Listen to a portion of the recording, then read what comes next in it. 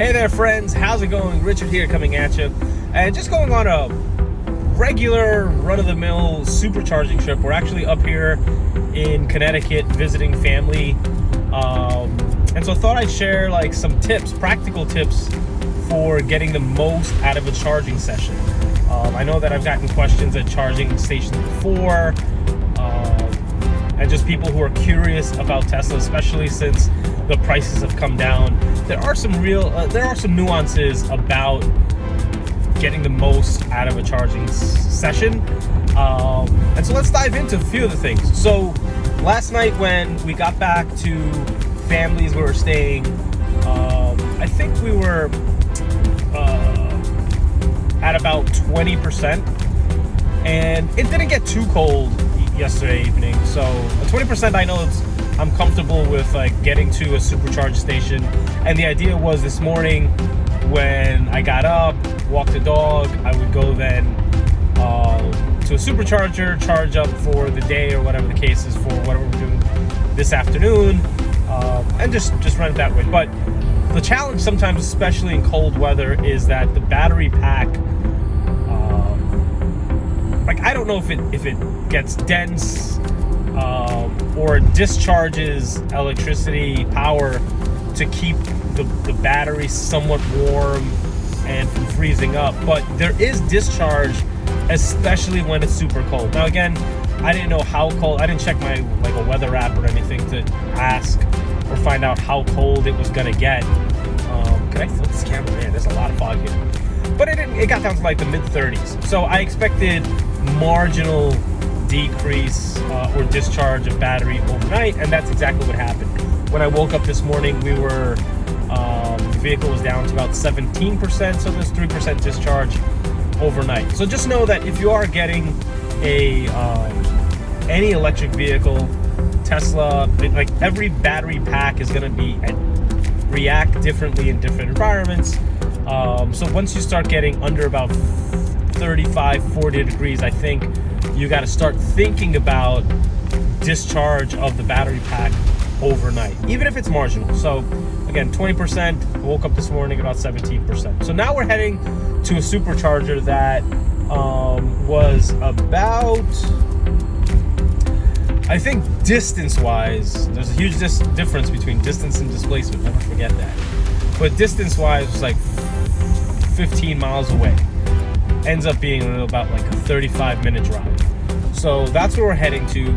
And one thing that I always try to do, particularly you can do it in a Tesla, not every vehicle has this capability, is like built-in built-in battery pack preconditioning. So it's gonna use discharge the battery a little more to get the battery up to a certain ideal temperature. I think on Teslas it's like 90 something degrees Fahrenheit. So if you think about it, if you start off the day, the first thing you do, you hop in the car to go charge your battery, or go anywhere, the battery is going to be very cold. So it's not going to be, you're not going to get optimal performance from it. And as you're heading to a supercharger or any charging station, you want that battery pack to be as close to that optimal charging temperature as possible. In this case, again, about 90, I think it's like 97 to 99 degrees. So you always want to set, if possible, the destination for the supercharger so that it will precondition the battery so that when you get there, it's as close to optimal temperature as possible. So that's what we're doing right now. Wow, this fog is really bad.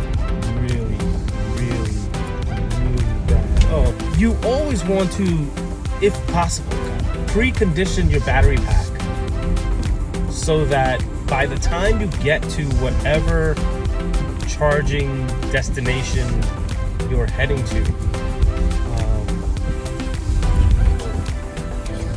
whatever destination is, your battery pack temperature is going to be as close to the ideal temperature as possible.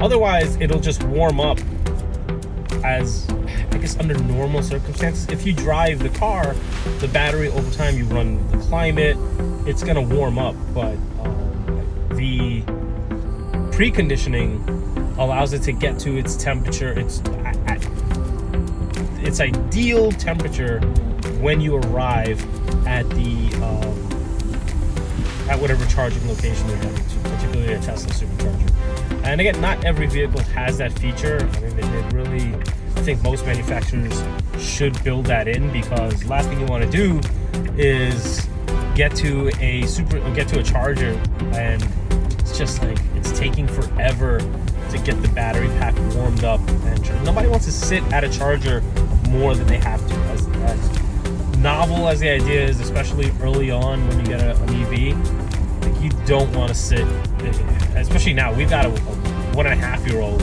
We do not want to sit at a charger for any more time than we have to. So always set your, to the extent possible, always set your destination so that the battery pack can precondition. If you don't have preconditioning available, I mean, that's fine too. You can set up or turn on your climate, and that usually kicks in the battery to work a little harder, and that should warm it up a little more than just normal driving, so that when you get to your destination, your battery pack is warmed up. Anyways, looks like we'll be popping into this supercharging station with about 4%. So for the time being, let's enjoy the drive. Got this morning fog. This is what I've been saying the entire drive. There's been this, and last night it was like this as well. Pretty kooky, because some of these roads, there's no road lighting. It wasn't like on the interstate. These are state roads, and so there's often no lighting on them. And with this fog, I couldn't see more than right about now, like where that truck is. So that's like, I don't know, 50 feet or something like that, 75 feet. Couldn't see further than that. And as you can see right now, like maybe that second car up there, it's like 100 yards away. That's about as far as you can see. So when you get this kind of weather, I don't know if I'd be using autopilot right now. I'm gonna hang back, keep control of this thing, and then hopefully it just clears up a little bit. So, side note, I actually just tried to engage autopilot. I got behind this truck that was ahead of me, because they're traveling at about 70 miles an hour. I thought, all right, if they're ahead of me, they can help with visibility. Autopilot shut off right away. It cannot detect, or was like poor visibility, take over immediately. The interesting about that now is that there was recently, as of this recording, an update pushed out because of, I guess, a recall or whatnot. And so if you get those takeover immediatelys, I think 5 times in 1 week, then you're in like autopilot jail for, I forgot the time, a week or something like that. So I already have 1 strike against me because I was testing this out. And so no more autopilot for a little bit. Anyways, let me go enjoy this drive. So just another hot tip, like right now it shows that I'll be getting to the supercharger with 3%. I'm really close. So what I like to do, I want to burn as much juice as possible, is right now I'd probably take it off of autopilot. If I was on like a highway or something like that, interstate, I'd probably take it off of autopilot, like I just did, and I'd start accelerating as much as possible, because I want that number to go down, if possible, as close to 0 as I can get it. So when I pull in, again, if you're not comfortable with that, that's fine. You can leave a little bit of buffer, but I like to rock that down as close to 0 as possible. So that's step 1. All right, friends, we just pulled into the supercharger here in Lisbon, Connecticut. So let's go plug in. All right, so by now you know the deal. You pull up, your charger is going to be on the driver's side. Make sure you line it up with the driver's side. That line, cool. Take your plug, press 2 times. All right, you can hit it too, I don't care. Done. Make sure it's blinking. Charging. Done. And then just monitor on your app. I think I've got to run to Home Depot, get some things. So I'll just let this sucker charge up as much as I feel like.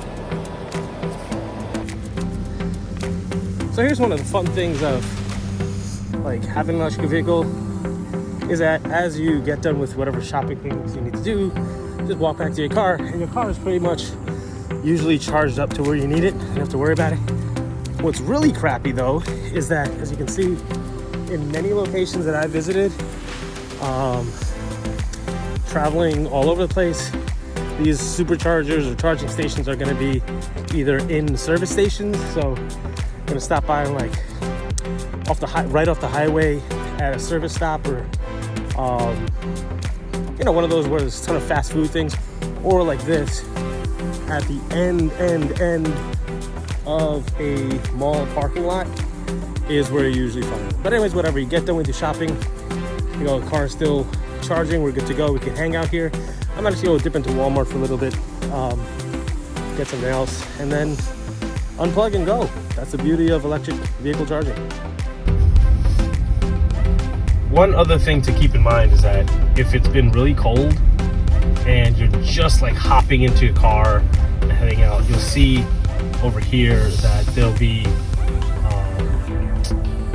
dots, and that means that the battery pack is not really warmed up yet, and so you're not going to get the most out of your battery pack. It's not going to be most efficient just yet. It's going to take some time to warm up.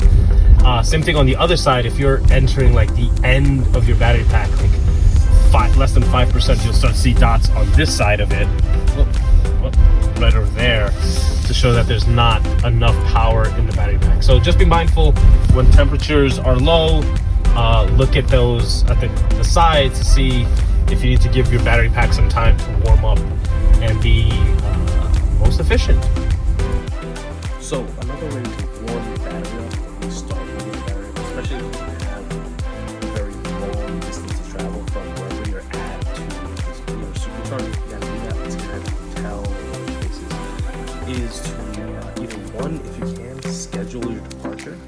So within the app, you will set like schedule departure for, and then set the climate so that the car is, at least it kicks off the climate system that kind of warms the battery a little more than not.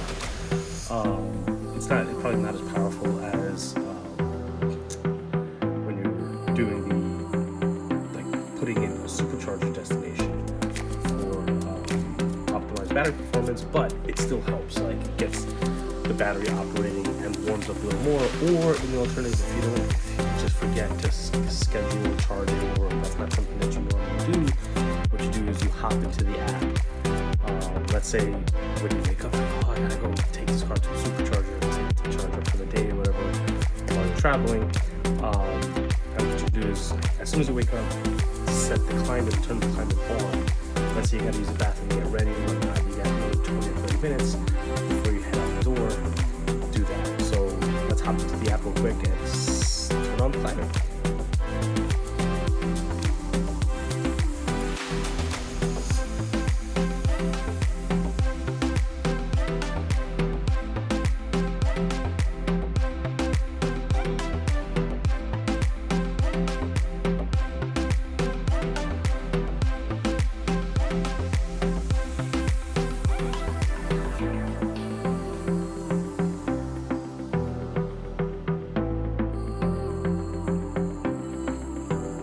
So hopefully you found these tips for charging your battery and getting the most out of your charging sessions during cold weather. If you did, be sure to use if you are thinking about going to Tesla, be sure to use my referral code. If you get use someone's referral code, you get to take advantage of my perks. So right now I think it's like 6 months of free supercharging plus 3 months of full self-driving. Tesla changes the referral program every so often, every quarter. In the past, they've offered, in addition to 3 months of some service, they'll also offer some cash off your purchase. So be sure to use my referral link. I appreciate it very much. If you do, nothing changes on your end. Just on my side, Tesla's referral program will give credits inside the store so that I can use that for supercharging or something like that when I travel. So it's a win-win situation for everybody. So hopefully you found this enjoyable. If you did, drop the comments below. Hit subscribe so when I toss videos like this up, you get notified of them. Use the referral code if you are planning on purchasing the Tesla Model 3 or Model Y or Model S or Model X or Cybertruck, I don't know. And until next time, you take care, be well. Bye for now.